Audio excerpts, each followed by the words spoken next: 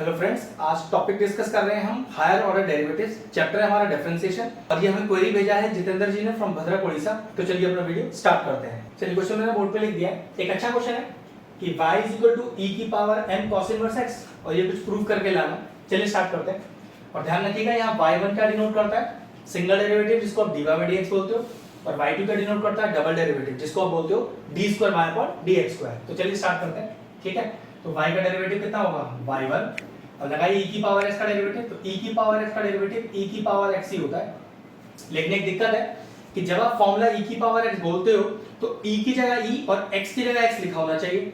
तो देखो e की जगह तो e लिखा है लेकिन x की जगह तो कुछ और ही लिखा है m cos इनवर्स x, तो फिर से डेरिवेटिव करना पड़ेगा और इस बात को हम बोलते क्या है, इस बात को बोलते हैं चेन रूल। ठीक है, ये ठीक।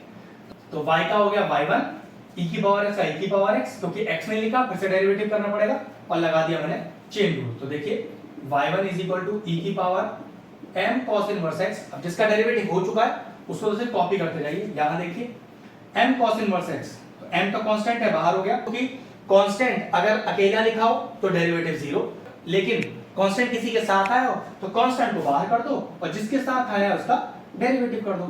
अब cos इनवर्स का डेरिवेटिव -1/√1 माइनस का x²। चलिए इसको उधर लेके आइए। तो y1 √1 - x² -m e की पावर m और cos इनवर्स x।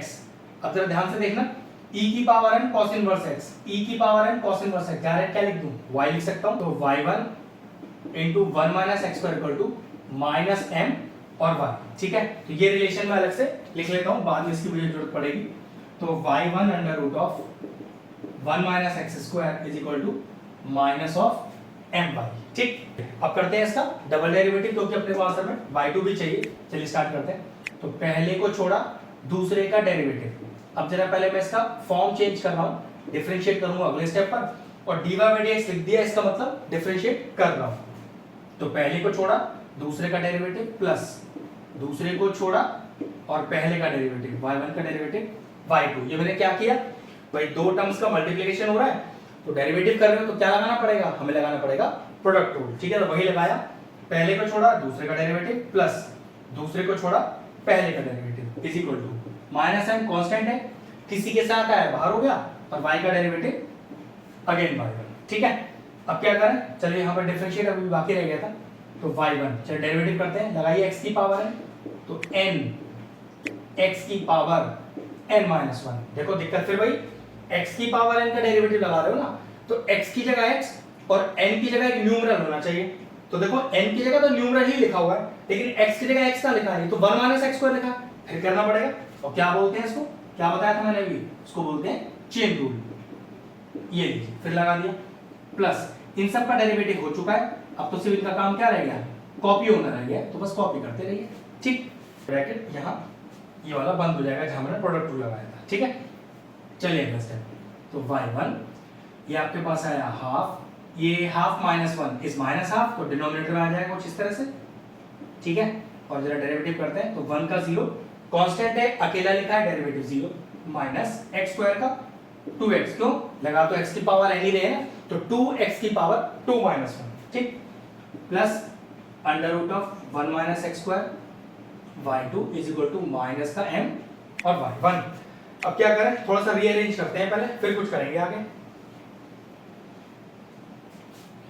ना। तो ये आपके पास आया, देखिए ये 2 से 2 चला गया, पहले तो ये हटाते हैं, फिर माइनस का x है, माइनस का x बचा, अंडर रूट में 1 - x² बचा और y1 बचा। ठीक है, यहां तो कुछ और बचा नहीं, प्लस √1 - x² और y2 और इज इक्वल टू माइनस का m y1। चलो एलसीएम ले लेते हैं जरा, ये हो गया √1 - x² एलसीएम आ गया, तो माइनस x y1 प्लस ये आ जाएगा आपके पास 1 - x² इंटू y2 और माइनस का m y1। सिंपल एलसीएम लिया है, कोई नई चीज नहीं कर रहा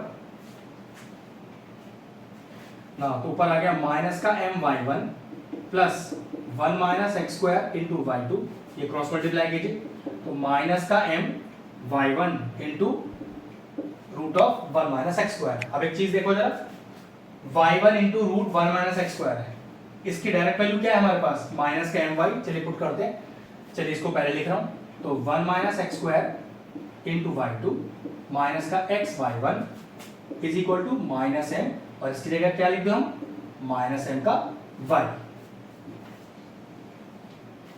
तो बस अब अपना अगला स्टेप आंसर ही है, तो 1 minus X square into Y two minus X Y one is equal to, ये कितना आ गया, ये आ गया एम स्क्वायर वाई। चेक करिए अपना आंसर आ गया, हाँ बिल्कुल आंसर मैच हो चुका है। तो ये लीजिए वीडियो फिनिश करते हैं। अगर हमारे व्यूअर्स को हमारे वीडियोस पसंद आ रहे हैं तो हमारे चैनल को सब्सक्राइब कर लें और साथ में लगे बेल आइकन को भी हिट कर दें। आपको अगर मैथ से जुड़ा कोई क्वेरी है किसी भी क्लास के लिए तो वो आप मुझे व्हाट्सएप कर सकते हैं, जो नीचे नंबर आ रहा है। आपका जो सोल्यूशन है मैं जल्दी से जल्दी देने का कोशिश करूंगा।